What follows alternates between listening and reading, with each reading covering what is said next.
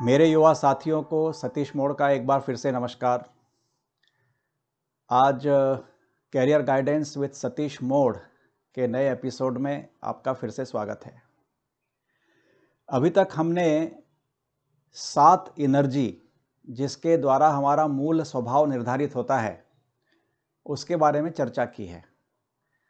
इसको मैं इंग्लिश में जब लेक्चर देता हूं तो इसको त्रिगुणा फ्रेमवर्क ऐसा इसके बारे में बताता हूं।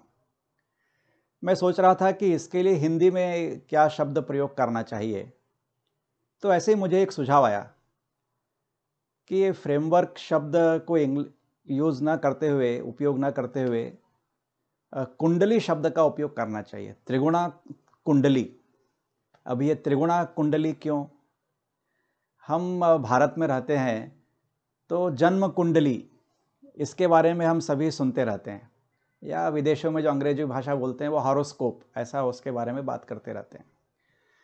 तो जैसी आपकी जन्म कुंडली होती है, भले आपको एस्ट्रोलॉजी में विश्वास हो या ना हो, कुंडली तो अपने यहाँ बहुत लोग बनाते ही हैं। तो जैसी आपकी जन्म कुंडली होती है और उसके द्वारा जो 12 जो भाव हैं उसके आधार पर आपका जीवन कैसे चलेगा, बहुत सारे ज्योतिषी उसके बारे में बताते रहते हैं। तो जो सुझाव जो मुझे आया उसमें उन्होंने बताया कि जिस तरह से आप ये 7 एनर्जीज़ के बारे में बात कर रहे हैं, उनको लेकर के आपने जो ये डायग्राम जो बनाया है, इसको आप कुंडली क्यों नहीं कहते? मुझे सुझाव अच्छा लगा। आप भी लिख सकते हैं मुझे कि यह सुझाव अच्छा है या नहीं है, कमेंट्स में आप डाल सकते हैं। तो मैं अभी इसका प्रयोग प्रारंभ करूंगा। इसको हम कहेंगे त्रिगुण कुंडली।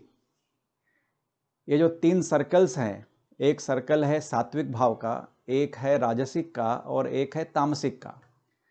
ये तीनों सर्कल आपस में इंटरेक्ट करते हैं और उनके इंटरेक्शन से सत्व रजस, सत्व तमस और रजस तमस ऐसे 3 कंपोजिट गुण या भाव जिसको हम कहेंगे वो बनते हैं, और उनका रजस सत्व तमस ये तीनों का एक कॉमन इंटरसेक्शन जो है वो है।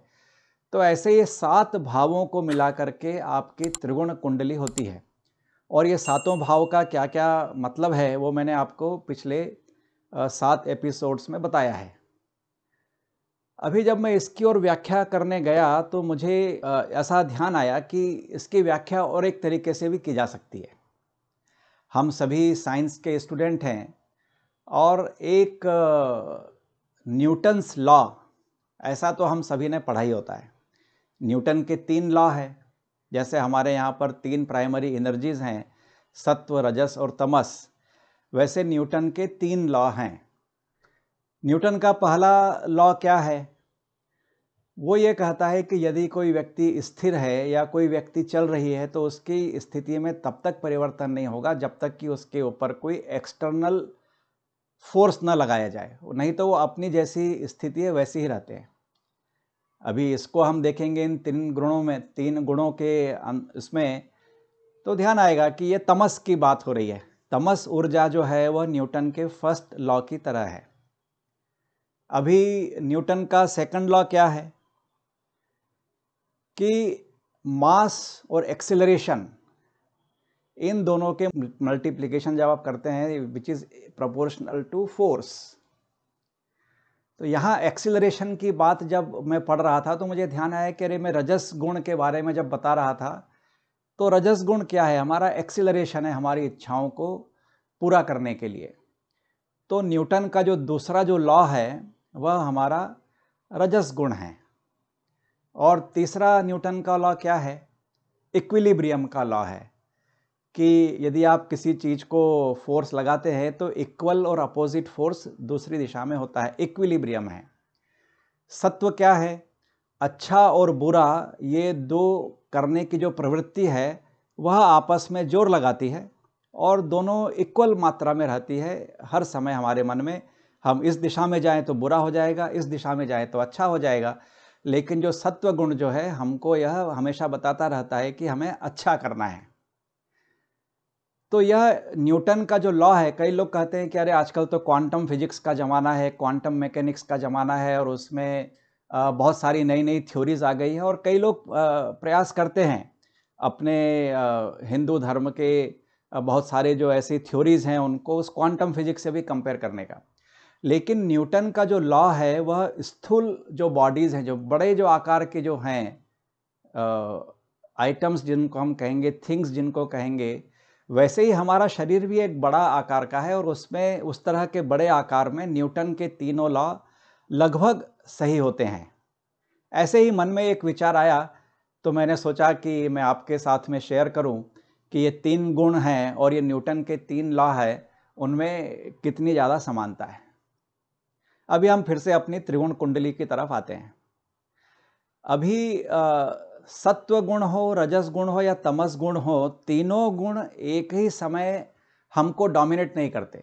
मुख्य प्रधानता किसी भी समय एक ही गुण की होती है और यह हमको आसानी से ध्यान में भी आता है। जिस समय हमारे मन में दूसरों के लिए बहुत अच्छा करने के भाव उठ रहे हों, समाज सेवा करने के भाव उठ रहे हों, दूसरों के लिए त्याग करने के भाव उठ रहे हों, तो हमको ये अनुभव कर लेना चाहिए कि इस समय हमारे मन में सत्व गुण प्रधान है। और जब सत्व गुण प्रधान है तो उसके साथ में सत्व रजस, सत्व तमस और रजस सत्व तमस, ये 4 जो एनर्जीज हैं वो ज़्यादा एक्टिव हैं उस समय। किसी समय हम अपने जीवन में देखते हैं कि हमको अपने स्वयं के लिए कुछ करने की बड़ी तीव्र इच्छा होती है, अपनी एम्बिशन को पूरा करने के लिए, अपनी एस्पिरेशंस को पूरा करने के लिए कुछ करना है, इसके बारे में हम ज़्यादा विचार करते हैं। तो उस समय हमें समझना चाहिए कि इस समय रजस गुण प्रधान है और जब रजस गुण प्रधान है तो उसके साथ में रजस तमस, रजस सत्व और रजस सत्व तमस, ये 4 जो एनर्जीज हैं वो ज़्यादा एक्टिव हैं।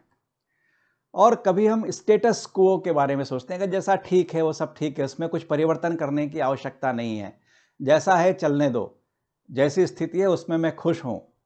जब इस तरह की भावना आती है तो हमको ध्यान में आना चाहिए कि तमस गुण प्रधान है और तमस के साथ में सत्व तमस, रजस तमस और सत्व रजस तमस, ऐसे 4।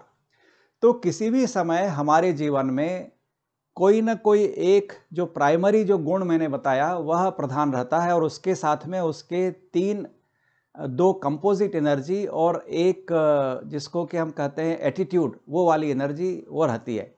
तो ये ध्यान में आपके आ रहा होगा कि जो एटीट्यूड जो है वह कांस्टेंट है, चाहे आपका सत्व गुण डोमिनेंट है या रजस गुण डोमिनेंट है या तमस गुण डोमिनेंट है, या रजस सत्व तमस तीनों का ये जो बीच का जो केंद्र आपको इस कुंडली में आपको जो दिखाई देता है वह हमेशा कांस्टेंट है, आपका एटीट्यूड कांस्टेंट है। इसके लिए हमको यह पूरा ध्यान देना चाहिए कि हमारा जो एटीट्यूड है वह कैसा है और इसीलिए हमारे कैरियर के बारे में भी विचार करते समय हमारा एटीट्यूड कैसा है वह एक बड़ा महत्वपूर्ण रोल प्ले करता है। तो आज के इस एपिसोड में मैंने आपको एक त्रिगुणा कुंडली ऐसा एक नया शब्द इंट्रोड्यूस किया है और मुझे लगता है कि यह आपको पसंद भी आएगा। अभी तक यदि आपने टेस्ट नहीं दिया हो तो satishmode.com इस वेबसाइट पर जाकर के आप TEQ टेस्ट दे सकते हैं और आप तुरंत उसके लिए report, RST personality report, career guidance report और लीडरशिप स्टाइल रिपोर्ट, इसको आप पे करके आप प्राप्त कर सकते हैं। और यदि आपके मन में कोई प्रश्न हो तो satishmode@trigunyog.com इसके ऊपर आप मुझसे 2 प्रश्न पूछ सकते हैं जिनका मैं आपको उत्तर दूंगा। आपको ये वीडियो पसंद आया होगा ऐसी मुझे पूरी उम्मीद है और आप इसको चैनल को सब्सक्राइब कीजिए और लाइक कीजिए। फिर से नए एपिसोड में मिलेंगे अगली बार। नमस्ते, धन्यवाद।